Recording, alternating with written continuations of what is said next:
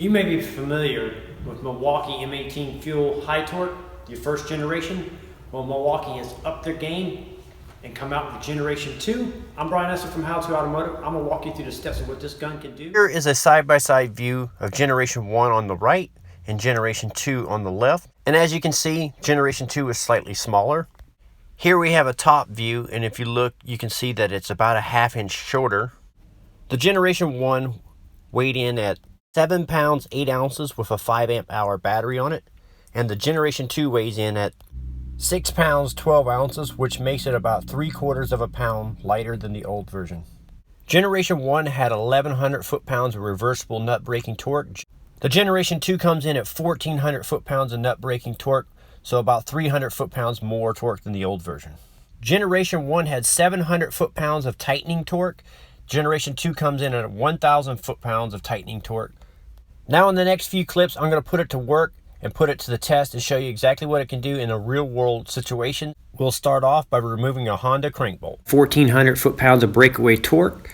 So I'm going to put it to the test by putting it in the high torque mode, making sure we got enough battery life here, and I'm going to attempt to take off the crank bolt on a Honda.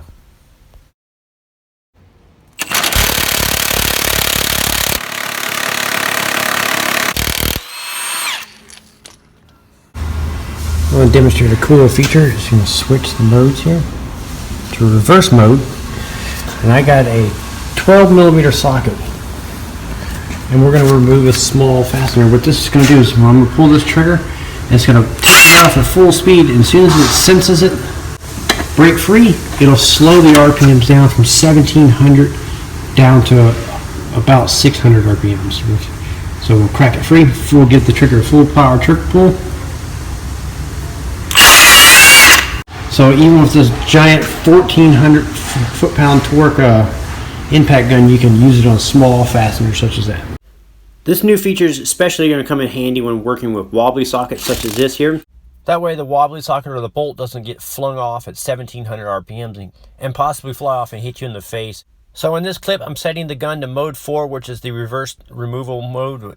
And I'm using the tool with a 4-foot-long extension with a wobbly socket to remove a motor mount bolt, and with the breakaway mode it didn't fling the bolt after I removed it. So here I'm using it in a more compact area, so with the reduced size and weight it makes it a much easier usable tool. So this is the perfect tool to use on suspension work, axles, axle nuts like this, so it has no problems removing any of these types of fasteners. And it's got a variable trigger that is controllable enough to take off plastic lug nuts on this little, so I can just barely ease the.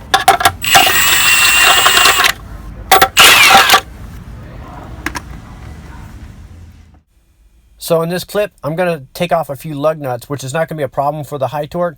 I'm going to do it in the full power mode, and you can see as you take these lug nuts off, some of the lug nuts will go flying. So when you pull the trigger in full power mode, the RPMs it's removing these fasteners is at 1700 RPM, so nuts and bolts can go flying, as you can see here as I remove these lug nuts. So I'm going to demonstrate a feature that it has where we put it into a different power mode. So now I'm going to switch the tool to the reverse power mode here, which is mode 4, by pushing the switch here. And what that's going to do is allow the tool to remove these fasteners at the full 1700 RPMs, and as soon as it detects it break free, it'll slow the RPMs down to about 600 RPMs. That way the nuts and bolts and fasteners don't go flying on you. So I'll demonstrate that for you now. So I'm going to pull the trigger full power, and you'll see the tool kick in and slow the RPMs down. And the tool did that all by itself. For demonstration purposes, I got a 22mm socket on here. I got the gun set in level 3, which is full power mode. And we're going to remove one of these lug nuts, but we're going to torque it over to the side on an angle like this on purpose. And I'll show you what happens with it in full power mode as it flips. So now what we're going to do is we're going to put it in reverse mode. And once it detects that breaking free, now you can control it better with a wobbly socket. So we're working on suspension like I'm doing in this clip here. I like to use it in the reverse mode here, and it really reduces the the nuts flying off and you searching for them, or risking you getting hit in the face with the flying fasteners. So it's a pretty cool little feature.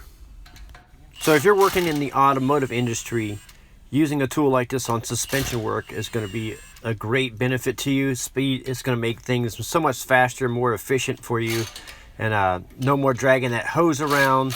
Just makes life easier. And if you're a mobile mechanic, you can take it on the go. You don't need your compressors. It's going to make life so much better for you. So as you can see in this video clip, I'm doing some suspension work, and it's making quick work of all these tasks that I'm doing here. I got a 22mm Wobble Socket extension here. In this clip, you can really see the reverse mode kick in with the wobbly socket here and not fling it off.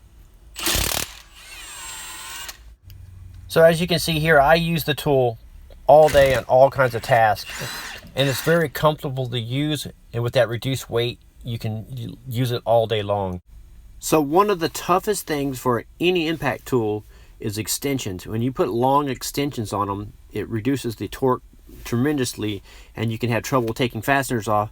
So even with this 4.5, 5 foot long extension here, I'm able to remove these fasteners on this motor mount using the high torque with no problem. It ripped the bolts right off.